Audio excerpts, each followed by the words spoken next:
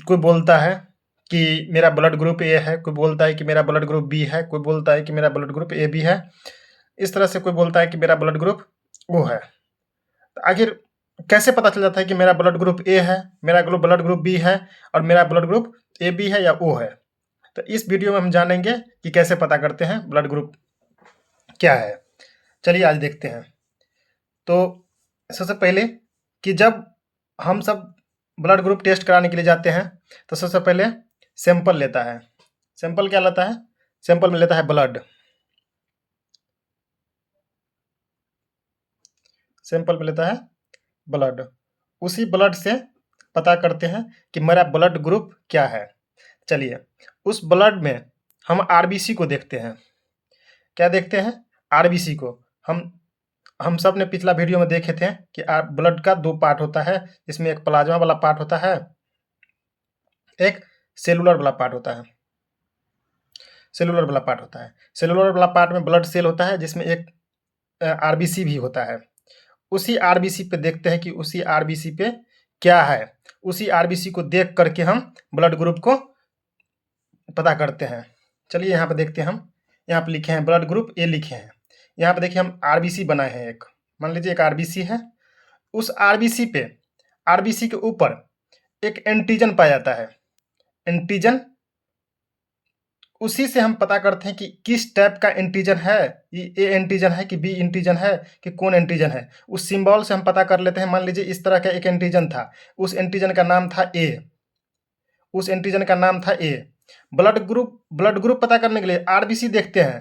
देखिए आरबीसी है, ये आरबीसी को हम आरबीसी के ऊपर देखें कि इसके ऊपर एक एंटीजन है, उस एंटीजन के का नाम ए है, तो इस नाम से उसका ब्लड ग्रुप ए हो गया। क्या हो गया? ए हो गया। उस आरबीसी को देख के हम पता किए। ब्लड हम सैंपल लिया, पेशेंट के शरीर से हम ब्लड, थोड़ा सा ब्लड लिए।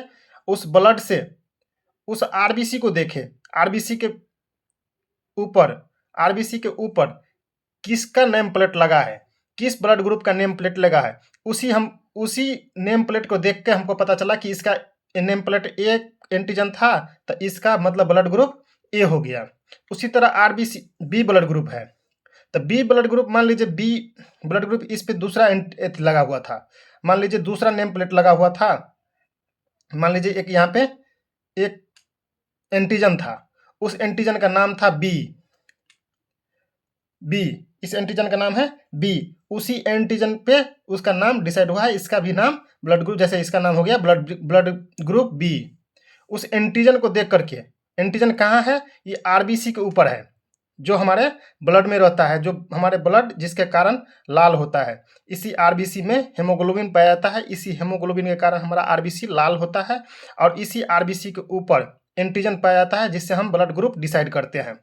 और समझ गए कि ए एंटीजन पाया जाएगा तो ए ब्लड ग्रुप हो जाएगा, बी एंटीजन पाया जाएगा तो बी ब्लड ग्रुप हो जाएगा। जब हमारे आरबीसी पे जब दोनों एंटीजन पाया जाएगा, ए एंटीजन भी पाया जाएगा और बी एंटीजन भी पाया जाएगा। मान लीजिए इस तरह का सिंबल है, उसको हम ए मान लिए, इस तरह का सिंबल है, इसको हम बी मान लिए। और जब दोनों एंटीजन पाया जाएगा आरबीसी पे, तो उसका ब्लड ग्रुप हो जाएगा बी।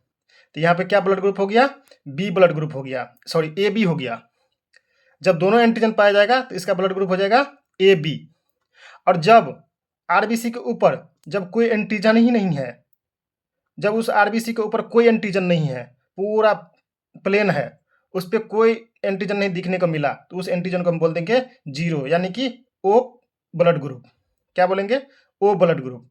और अब एक फंडा और है, जैसे देखते हैं कि बोलता है कि ए ब्लड ग्रुप वाले आदमी के शरीर में बी ब्लड ग्रुप नहीं चढ़ा सकते हैं। आखिर क्यों नहीं चढ़ा सकते हैं? चलिए देखते हैं। हम ब्लड का दो पार्ट देखते हैं, एक प्लाज्मा वाला पार्ट देखते हैं और एक सेलुलर वाला पार्ट देखते हैं। सेलुलर वाला पार्ट में देख लिए कि जो एंटीजन पाया जाएगा उस एंटीजन पे उसका ब्लड ग्रुप डिसाइड होगा। और जब प्लाज्मा वाला पार्ट होता है, उस प्लाज्मा में एंटीबॉडी पाया जाता है, यानी कि उसका उस एंटीजन का बॉडीगार्ड पाया जाता है, जो उस ब्लड में दूसरा एंटीजन यानी कि दूसरा ब्लड ग्रुप आएगा उसको मार देगा।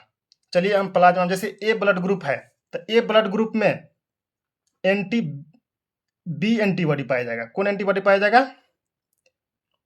बी एंटीबॉडी पाया जाएगा। कहाँ पे पाया जाएगा? तब प्लाज्मा में पाया जाएगा। कहाँ पे पाया जाएगा? प्लाज्मा में पाया जाएगा। बी एंटीबॉडी पाया जाएगा, क्योंकि हमारा ब्लड ग्रुप ए है, तो ए ब्लड ग्रुप वाले को ए ब्लड ग्रुप चाहिए। दूसरा ब्लड ग्रुप आएगा तो उसको ये मारेगा, क्योंकि इसको पहचान जाएगा कि मेरा ए ब्लड ग्रुप ए है और ये दूसरा ब्लड ग्रुप चढ़ गया तो इसको पता चल जाएगा कि दूसरा ब्लड ग्रुप है, मेरा ब्लड ग्रुप नहीं है, तो उसको क्या करेगा? मार देगा, उसको किल करेगा। जैसे देखिए यहाँ पे ब्लड ग्रुप बी है, तो उसके प्लाज्मा में द्रव वाले पार्ट में कौन एंटीबॉडी होगा? तो ए एंटीबॉडी होगा। ए एंटीबॉडी होगा। दो टाइप का एंटीबॉडी पाया जाता है। एक एंटीजन ए पाया जाता है, इसको स्मॉल ए से लिखते हैं। चलिए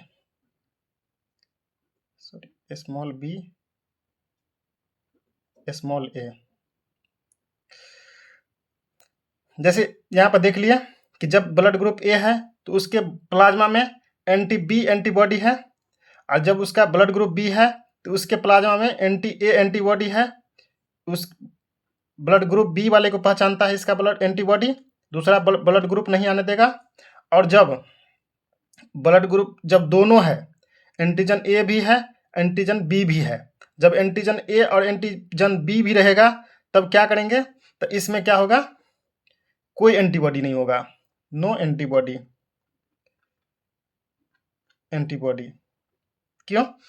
क्योंकि जब इसमें दोनों एंटीजन प्रेजेंट है, आरबीसी पर दोनों एंटीजन प्रेजेंट है, ए एंटीजन भी प्रेजेंट है और बी एंटीजन भी प्रेजेंट है। यदि इसमें कोई एंटीबॉडी रहता तो उसके अपोजिट वाले एंटीजन को मार देता, जिससे आरबीसी नष्ट हो जाता, जिससे हमारे शरीर में एनीमिया हो जाता, खून की कमी हो जाता और धीरे धीरे पेशेंट का डेड हो जाता।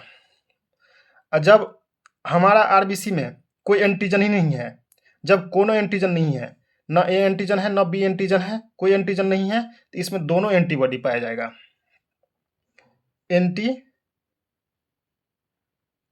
एंटीबॉडी और बी दोनों एंटीबॉडी पाया जाएगा।